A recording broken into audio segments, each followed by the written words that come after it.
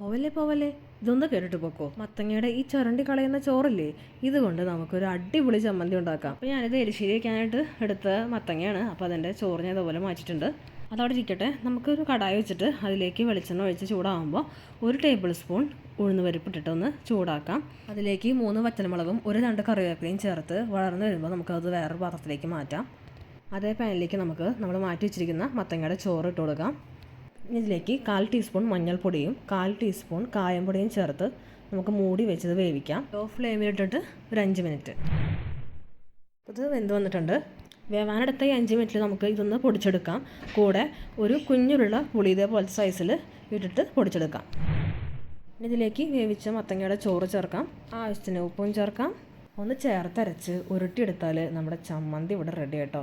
ഈ ചമ്മന്തി ഉണ്ടെങ്കിലോ ചോറുണ്ണാൻ പിന്നെ വേറെ ഒന്നും വേണ്ട. അടിപൊളിയാണ്. എല്ലാവരും ട്രൈ ചെയ്ത് നോക്കുക.